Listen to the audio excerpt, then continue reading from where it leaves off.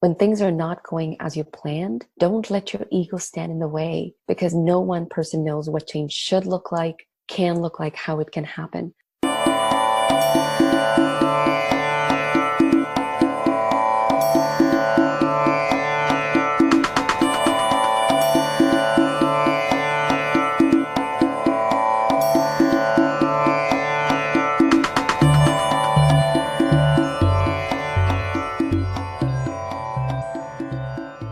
Hello and welcome to the Days of Change podcast. I'm Holger Nauheimer, your host. With my guest today, I want to talk about the best strategy for cultural change in organizations. I also plan to inquire what role HR can still play in times of agile transformation, when many correspondents already read obituaries on the traditional HR department. You can find the link to the other episodes and to all the background stuff we are talking about at our website, which is changedays.com/podcast. Sandeep Aujla was born in Amritsar, India, and migrated to Canada 18 years ago, where she gained a master in organisational psychology. He has worked in different positions as an HR manager, but also as an external advisor with her company, Multi-Level Leadership Consulting, of which she is the CEO. Currently, she works with the city of Brampton, which is part of the Greater Toronto area. I know her well because we met at different Change Days events where she roped me in with her breathtaking energy, coupled with a great smile, a good sense of humor, and fantastic facilitation skills. It is always such a pleasure, Sandeep, to be with you. So thanks very much for joining me here today. Sat Sri Akal. It's totally my honor, Holger. Sat Sri Akal to you too. How are you today? What's your current state of mind? I am feeling refreshed because there is sun and it's been quite a gloomy winter. So it's a beautiful day. By the way, what I haven't said, you join me from Toronto, Canada, but I think that goes without saying. Yes, I mean, I would love to be in Berlin again, hopefully soon. But for now, at home. So Sandeep, this show today offers so many traps in which I could fall, and I'm sure I will eventually, because today I'm talking to a woman of color from Canada. So that's a whole atlas of political incorrectness, which is laid out in front of me. I just have to take the chance and grab an opportunity. So why don't I start with one right away? Okay? Why not? Let's try that. Sandeep, this is about the book you named and you contributed to our reading list. We have to talk about that. And I have a hunch that it will work like a corkscrew for me. Let me see whether I can uncork you right away and get a smell of all the wonderful flavors of your personality. I try to read all the books my guests mention as a source of inspiration. I love the diversity. For one show, I read Alice in Wonderland. For another one, 1984. Recently, it was A Girl's Diary from the Bosnia War. Oh, wow. You, in contrast, made me read a woman's self-help book. I mean, nothing against women's self-help books. It's just that it has been a while since I read the last one. So thank you. You're most welcome. The title is Dance of Anger, A Woman's Guide to Changing the Patterns of Intimate Relationships by Harriet Lerner. I guess a lot of women know it. I didn't. So Sandeep, before you read the book, were you a nice lady or were you Oh my God! I said it. I said the B word. Let's rephrase that.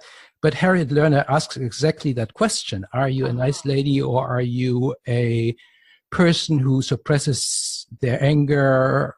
Or were you a nasty, relentless fighter? So what were you? Who were you before you read the book?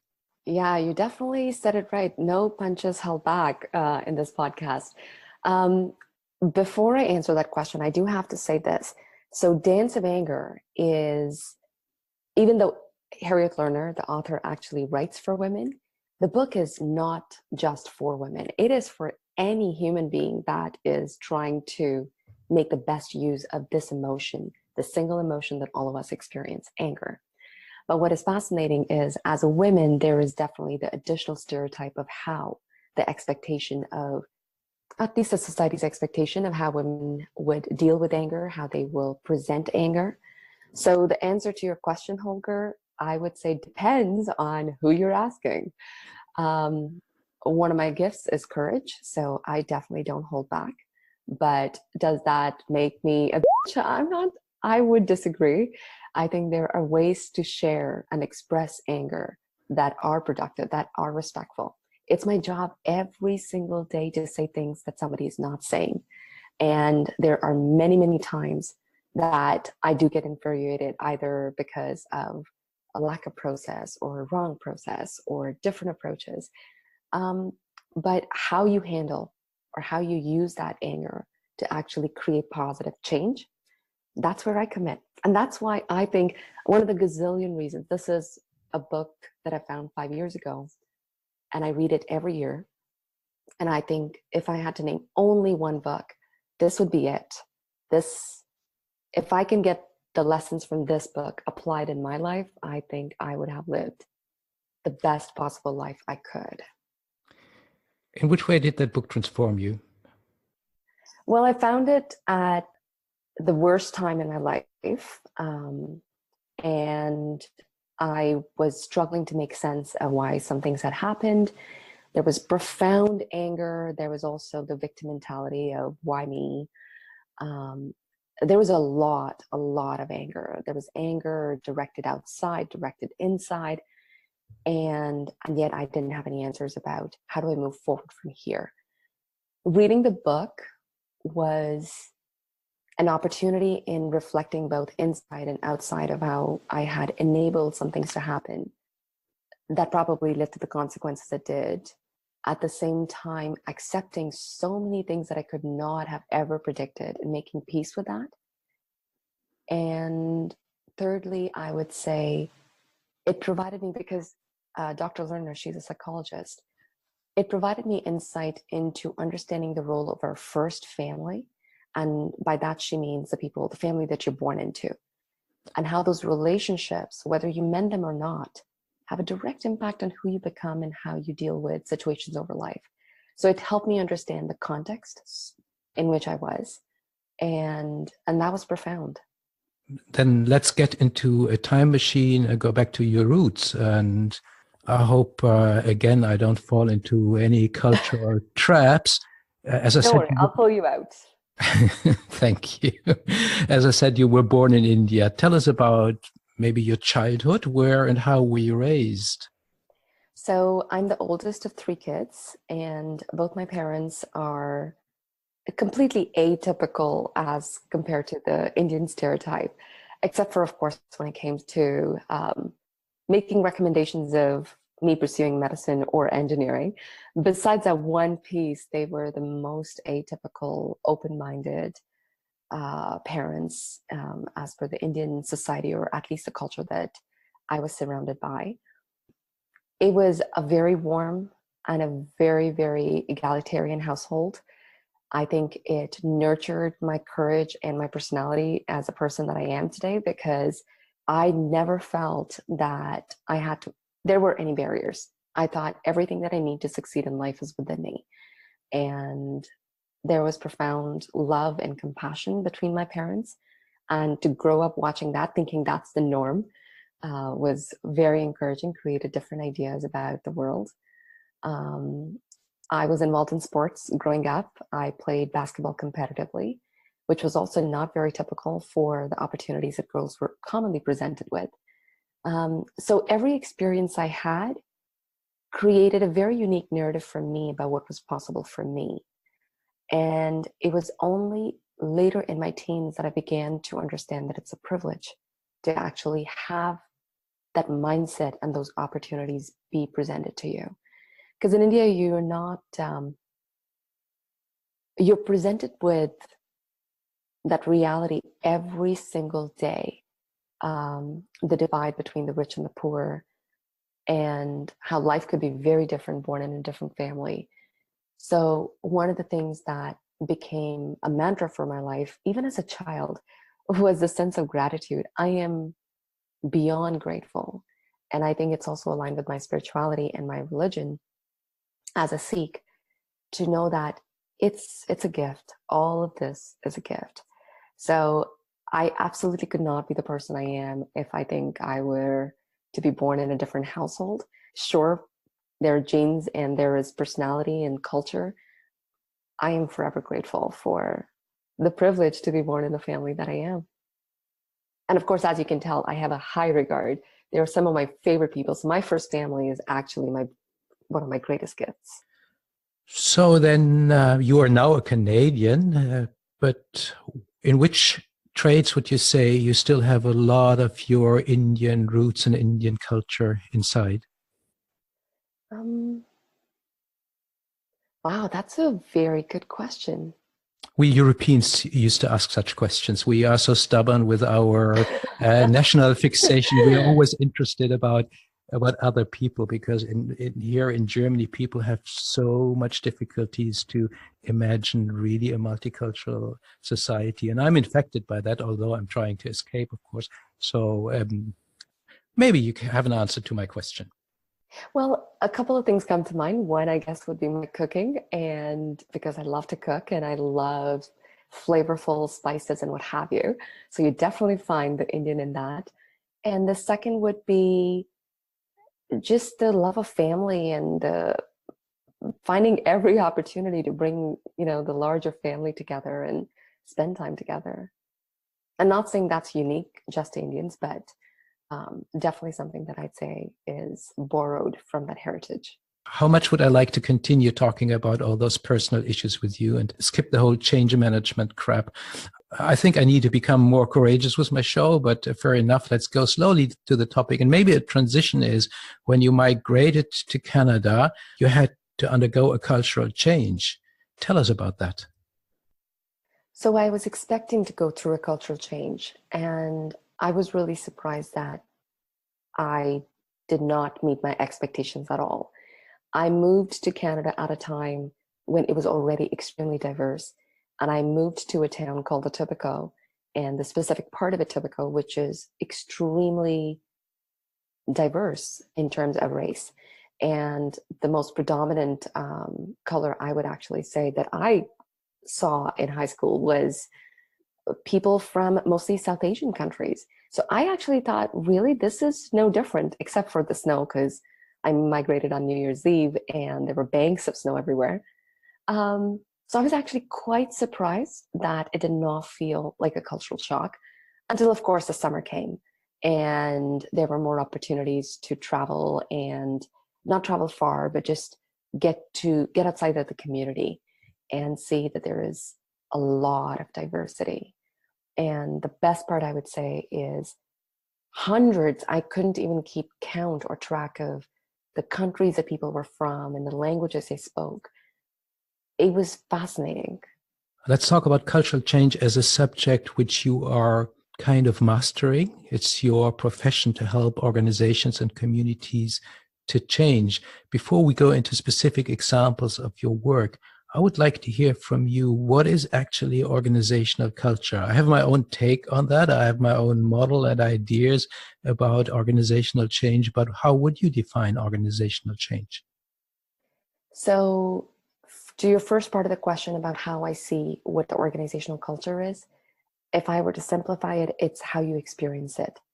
And you, Holger, as your experience, and me, Sandeep, as my experience, if there is congruence in how the two of us, even if we are working in completely unrelated departments, the parts that are similar, that's the essence of the culture. It's not to say the rest of your experience isn't true. That could be a subculture of where you're currently in the organization, but it's the commonalities of people's experience. And by that, I mean what you feel, what you think you're capable of doing, how you can work, how you can present. All of those things define the culture in which you work. I used to say at the end, isn't it what at least many managers and CEOs see as culture is the behavior of people? I mean, the behavior is the tip of the iceberg, but what's below the waterline? The motives that are driving those behaviors. But the difference, the challenge becomes motives are not always visible. And especially when you're looking at an organization that is going through turmoil, you can see behaviors that seem absolutely as expected, but the motives have changed.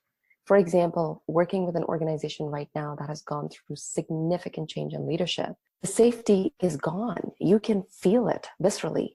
And yet people are doing the best they can, are behaving as they should for the most part. So looking at behavior alone without looking at the incentive or the motive that is driving this behavior, this one that is driven by fear is not going to be long-lived. And of course, it's also flawed with, when it's driven by fear, it's not your best work, period. So it's not sustainable. I also believe that an organizational culture is expressed in symbols and in rituals, obviously in the values that they publish and all kind of things. How important are these externalized things, these externalized parts of the culture? I think they're profoundly important. It's like community. So the rituals, whether it's around Christmas or Thanksgiving or Diwali, whatever it may be, it actually brings you directly in contact with why we are one community. And it helps you remember the shared purpose. So they are profoundly important. And as you will see, anytime an organization is going through disruption, the rituals are the first to go. Even if people continue to behave for the most part for work-related matters, it's the contextual performance that suffers. And every new leader, every new change wants to bring or impose its own new rituals. But as most leaders will know, there is only so far you can go. These rituals usually come in collaboration. Even before collaboration, I would say, it emerges from the ground up. And you can see it over a long period of time. I watched one of your video clips, which are on the internet, and in one of them you talk about culture change, and we'll post the link in the show notes. And there you address an imaginary person. You talk to an imaginary person. You say things like, you want to change your organization's culture, or what you have to do is. So who is this imaginary person you're talking to in this video? Is it the CEO of the company or what? Is it a manager? It sounds like a little bit, excuse me, it sounds like there is one person who can decide to change the culture and there you go. Isn't that a quite reductionist view of change? Anyone can initiate culture change, but there is a limit.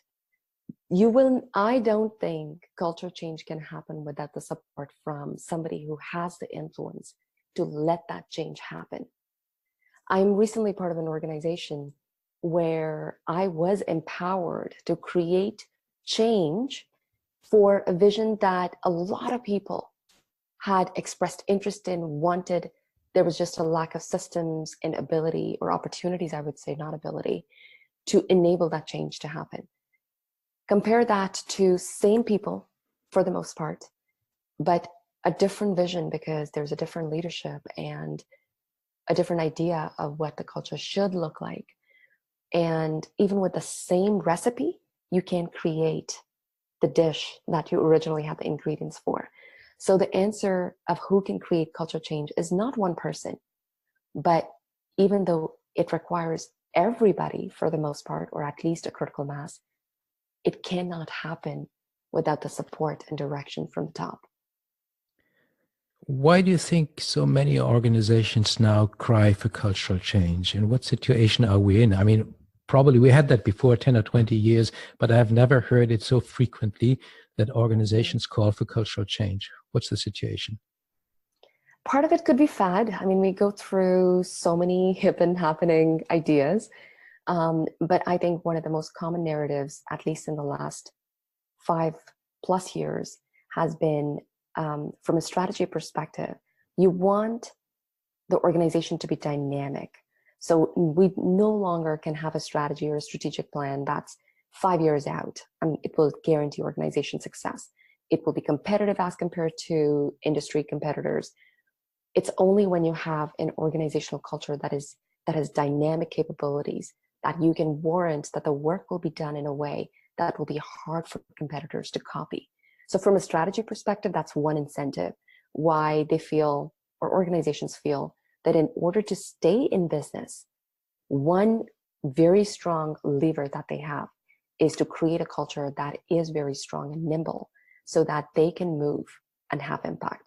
And I think that is a significant driver, beyond the fact that, yes, it's definitely taken off as a popular topic for consulting. Hmm.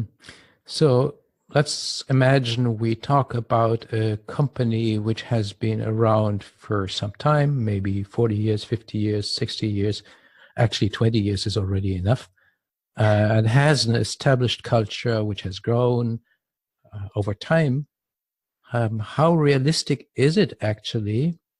And maybe the organization has, I don't know, 10,000, 20,000 employees. So the culture is so ingrained in the organization and in the hearts and in the minds of people. How realistic is it actually to do that, what you just described, to change the organization?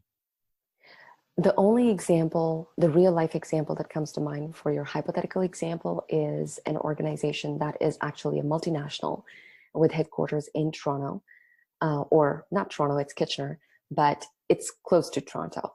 And they have successfully done that. So a very, very old organization, and the culture change they created was this ability to work online. And this business allows this to happen, but we're talking about multiple decades of work where people are set in their ways and required to work face to face. To shift to a place where there is trust, that people can work from absolutely anywhere and still deliver amazing results, I think it's a profound culture change. I didn't even think it was possible for any organization to be able to switch from like a day and night switch. And they were able to do that. And I would say, and I'm not the person responsible for making that happen. I just witnessed it and I was in awe because I did a contract with that organization. And I would say how they successfully accomplished that was a clear direction from the top, solid systems that were enabled across every single platform, and then reinforcing mechanisms, both in terms of expectations laid out through performance management, which is where HR had a key role to play. And for the rest of the organization, this is the way forward. There is no other choice. And it's amazing how in less than 3 years, they went from completely analog working situation to a workplace culture where anybody can work from anywhere for the most part. And to me, that is a very powerful example that it is possible. What do you think were the key elements that made this change successful? I think it's almost looking at this problem as a systems problem. And the solution was not just technology. This was different where there was very clear direction from the top. There was no other alternative. There was no wishy-washy, oh, if you don't like it, some people can use some other alternative. The third part was reinforcing systems, which is where HR has a profound role to play, is this became part of the expectation of the job, both your task performance and your contextual performance, and the training and support that is needed in changing the mindsets, and a very clear timeline of when this will be accomplished. But one other thing that was fascinating about this was because I see a lot of organizations trying modernization of workplaces and trying to create that flexibility of work, because one of the biggest things in HR policy is this desire for flexibility for people. But instead of imposing one way of doing work, which is virtually, there actually were many, many iterations to create many, many combinations of how work can be done and to offer people that choice. I think that the last piece was really innovative and creative of them. The organization I'm talking about is Reallife, and they are in 3 continents. A lot of people are very familiar with them. They're quite a giant. So I would say that the thinking and the approach that was used as a systems approach, not just one component of change, that's what made it last. You talked about the role of HR, which is also a subject I always love to talk about, because as I mentioned at the beginning, here in Europe and probably as well in Canada, HR has come into a crisis. I think part of it is because many HR departments really were stuck in old ways of working. For example, if I refer to what you just said, many HR departments have difficulties to accept that there are multiple ways of doing things. HR likes standardization a lot, and I kind of understand why, because there are so many processes which need to be standardized. So how do you see the role of HR changing nowadays with regards to cultural change? I hope, I wish actually that there was more change that I could say I witnessed. Um, HR definitely has a profound role to play. I have not yet seen it actually being brought to the table as an equal partner, especially at the very conception of the change, where you are planning for what the change means, understanding its impact, understanding what the employee experience will be like, being able to shape the journey. That is extremely rare. I think that was the biggest privilege in my last organization with the City of Brampton. HR was in a privileged position of power where there was influence. HR was at the table at the very, very beginning and had full trust and power to mobilize that change. But there must be a reason why HR is not being brought to the table. And again, I have my theories about that. I think that many HR departments are losing or have lost their connection to the business. I remember a story which happened to me about 2 years ago. I was at a company of the automotive supplier industry. So they were producing plastic parts to be mounted into cars. And working with the HR department, we were talking about new forms of performance management. And I asked the people who were in the room, only HR people, I asked them, so how is your company doing with regards to 3D printing? That was 2 years ago, and they were producing plastic parts. And they said, what's 3D printing? And I'm sure the company has been touched by that technology. So what I see very often, particularly in smaller and middle companies, not so much in the big multinationals, is that HR has no idea of what's happening in the business. And I think we are guilty of your observation. Absolutely. You will get that variety consistently, not just across HR departments, but also within. And this is the number one criticism that I hear from senior leadership is that HR is not aware of what's happening in the business. And the reason I say we're guilty is because the good HR departments, the good HR professionals are keeping their ear to the ground and making sure customer centricity is central to shaping what work should be done or needs to be done. But is that happening consistently? No. And that's the greatest opportunity. Has the business partner model helped to improve the relationship between HR and the business, or are there even newer models, because the business partner model has been around for 20 years or so? Are there newer models to make sure that HR is connected?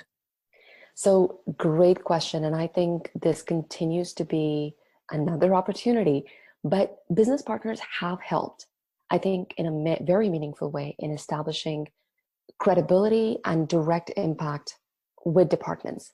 The difference, or why we haven't realized the full potential, is because I don't know many HR departments that have created a two-way communication to actually listen to what those experiences of the business partners are. So for example, a typical HR department may have 5 to 8 functional areas, and business partners may be their own functional group or usually within client services. Now, if the business partners are doing amazing work, absolutely ear to the ground, but we are not listening what the main issues are, how do we need to address it systemically across the organization, then we're siloed within. We're not leveraging the insights and the experiences that these business partners have. So the opportunity lies with very little change internally around internal communication, but that also requires vision, which is actually what created the role, going back to the City of Brampton, as the fancy title of Senior Manager of HR Innovation and Integration. The idea was, we have the ingredients. Can you now help mix it up such that we're talking more? We actually know what's happening across HR and across the organization. And I found that a single differentiator of consistent communication with HRBPs, because they usually don't know what senior leadership is talking about, and that's a shame. but they're at their respective senior leader meetings for their operating departments. We're not bringing them back either to hear what is it the biggest OD concerns that are an opportunity for HR. Let's continue to talk about the work you're doing with the city of Brampton. And you told me one time that you had to change your role to be effective in starting, leading, facilitating whatever change. Tell me a little bit about the work you're doing and how you got into it and how that role changed. So when we first met, the ask was really to help create a culture of accountability, create more integration within HR, both modernization of our systems and processes, but also innovate how we do work so that we're more customer relative. Initially, I was just going to work as an external consultant, as I do through multi-level leadership consulting. But the more we talked, it became apparent that the organization had gone through profound instability. One example being they had gone through 8 HR directors in 12 years. You can imagine the number of different directions and pivoting and the sheer lack of trust in any direction and the cynicism that it creates. And one of the things that became apparent in my practice over the last 3 years is that our work, Holger, as external consultants is almost like, to me, as a conductor who is showing how the music should be played. Mm-hmm. But the reason beautiful music is created is because the musicians respect and give that conductor the influence that he or she needs to have. And that doesn't happen very often. That doesn't happen very often. And in order, the greatest gap when a conductor wants and knows you're so capable of creating amazing music, but you need to see it role modeled.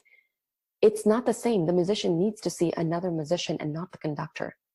So to use that analogy, what we realized is I can role model the change we want to see by being an internal leader as compared to an external facilitator.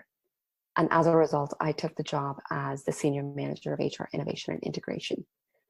Of course, it was a great arrangement as well to continue to work on my business on the side, but and I think that was a game changer. That is what allowed us to create the significant impact that we were in just 6 months. And I don't think I would have been able to do that just as an external consultant. So tell us a little bit, what are the goals of the change process? What is it about?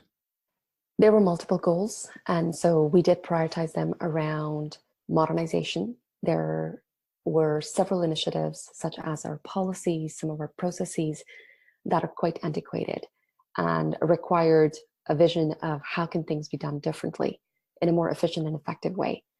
And at the same time, prioritizing what needs to be done based on what the clients actually want done.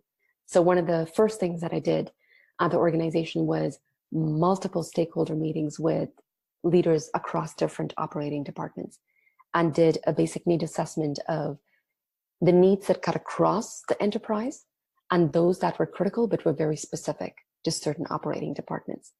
And that's what drove what the initial, at least the first 6-month plan would be to take action on. And I think that's where the strategy comes in. Usually an engagement is driven by a passion from the leader who wants to create so much change, and it can become very overwhelming. The design to having a very clear, concrete, what do you want to accomplish in the short term, medium term, and long term, and building that momentum because now you can start showing results, that has been a game changer.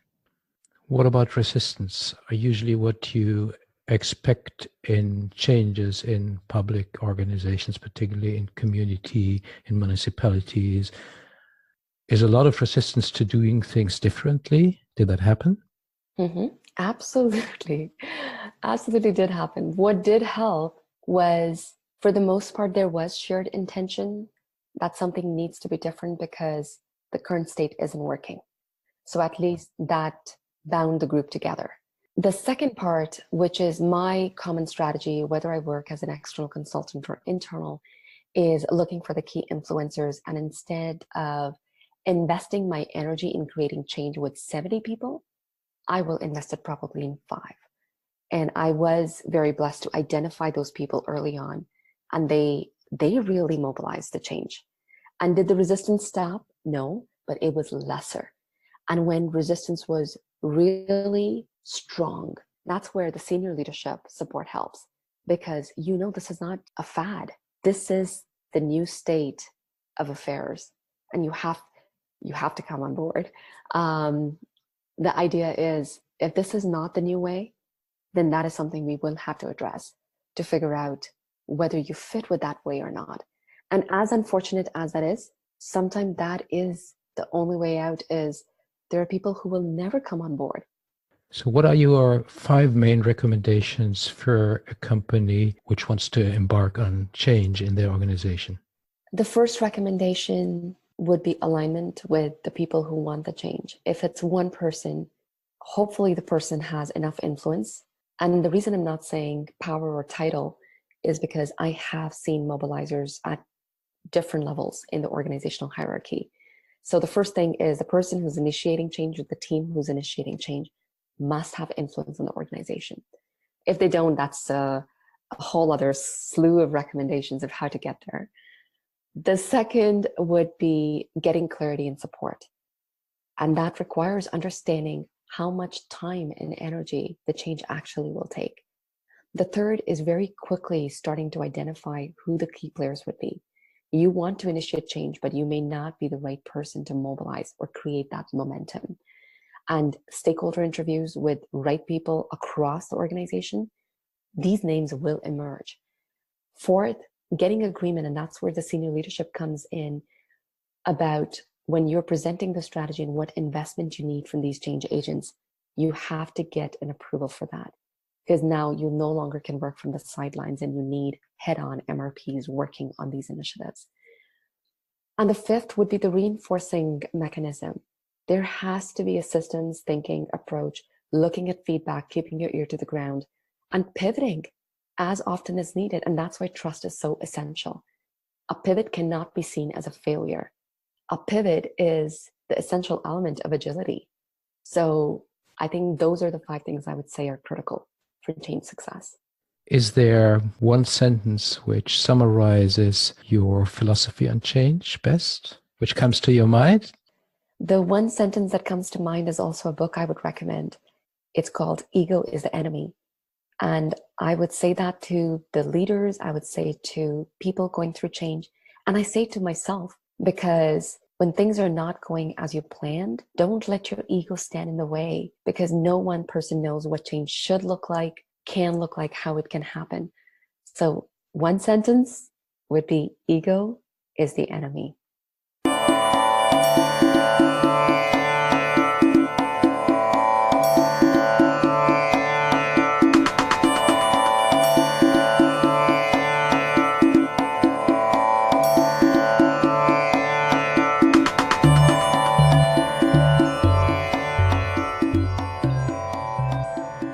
Sandeep, we want to come to the next section of this podcast, which is the gift to our listeners. We always ask our guests to provide one little tool, something which people can apply right away, today or tomorrow, at home or at work. So what would be a gift you want to give to our listeners? If I may, I want to invite the listeners to sit with themselves for 5 minutes, either on a drive or just be, and reflect how you have your ego standing in the way of any change you want to create, either in your personal or your professional life. And by that, I mean, ask yourself, why do I want it? And what am I willing to do for it? And how that may actually hinder or hurt somebody else. It sounds like a simple question, but the exercise will hopefully reveal for you how there are personal motives. And your motive may be very different from somebody else's. And the compassion it creates actually creates the opportunity for shared change.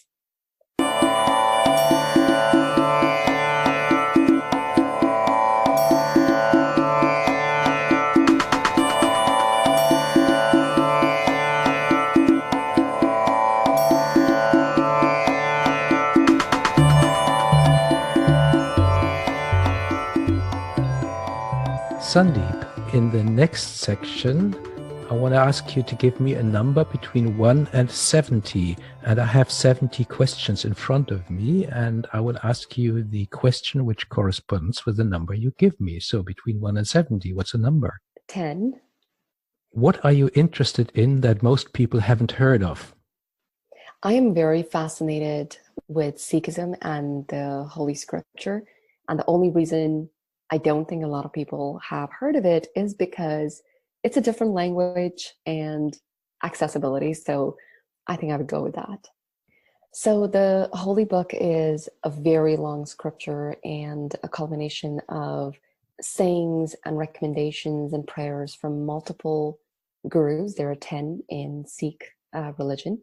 So it includes 9 of them because the 10th guru is the one who put it together. But some of it that I understand apparently has insights before those insights were revealed through scientific revelations. So for example, the number of universes that exist, it is included in the book before we had the scientific discovery about it. So I'm fascinated, and I really can't wait to actually read and understand the whole scripture, to just get some perspective about what other nuggets are there that could help me understand life better.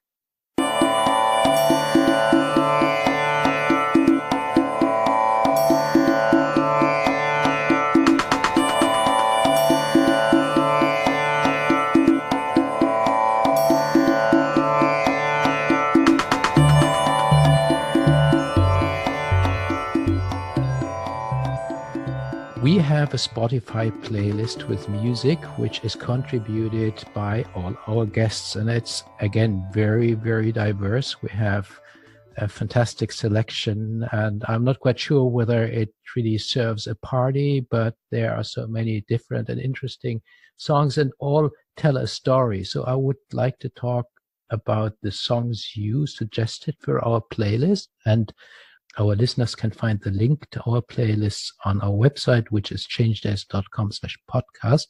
One of the songs you choose is Bless the Broken Road by Rascal Flatts. The lyrics say, I set out on a narrow way many years ago, hoping I would find true love along the broken road. But I got lost a time or two, wiped my brow, and kept pushing through. Actually, I know that you found your true love last year, isn't it? Yes, yes. And it was quite a journey to find him. What is the story about the song? The song actually summarizes how I would say the story, at least the story of my love life. It was a really broken road. And so when I say it was broken, it was very hurtful. And to find such, as you said, the love of my life is the most amazing, compassionate, wonderful man. The song just is right on the money to summarize the story. It's so nice to hear. Thanks for sharing that story. Just to mention the other songs, Frankie Boy, My Way. I mean, we have to have that in our song list, so thanks for contributing that. I think it goes without saying, we don't need to discuss that in detail, but there's also Human by the Rag and Bone Man, which I really love. I really love the beats and the song. So let's just read 2 lines. Maybe I'm foolish, maybe I'm blind. And I love that because that could be the question I'll ask myself. It's a great song, isn't it? Yeah, it is. Thank you.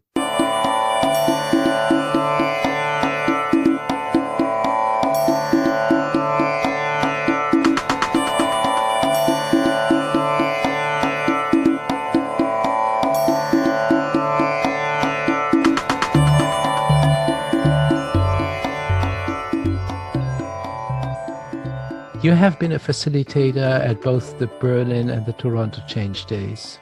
And if our listeners want to know more about the 2 events, please go to berlinchangedays.com or torontochangedays.com or look at our corporate website, which is simply changedays.com. Sandeep, why do you think that the Change Days is an approach that the world has been waiting for? I think it's one of the unique platforms that breaks the stereotype about boxed learning, and it's an experience. it's not just a learning event, it's an experience to talk about change, to process change actively with other people who are also willing to process it. And what I mean by processing, you have to, if I highly recommend the listeners to just watch a few videos or pictures, and you will see it's not like any conference. You work through the change process. And why that is important is the experience creates compassion and perspective that's necessary to go back to your organizations and facilitate it in a way that really creates change that lasts. And I know I may sound biased, but both events have been transformational for me personally. And many people say that, and I'm so happy to hear that, because that's the idea, that people go in and go out transformed as a different person. And I'm happy to hear that so often. Sandeep, as I expected, that has been a wonderful conversation with lots of material to process, lots of things to think about. I think our listeners will really love it, and it goes deep into your subject, and you have proven to be really a true expert on cultural change. Thank you so much for being here. It was lovely, and Alvida and Kush Raho. Thank you so much, Holger. You are a wonderful host, and thank you for learning the language. Look at you. This has been such a pleasure and joy. It always is. So thank you for inviting me.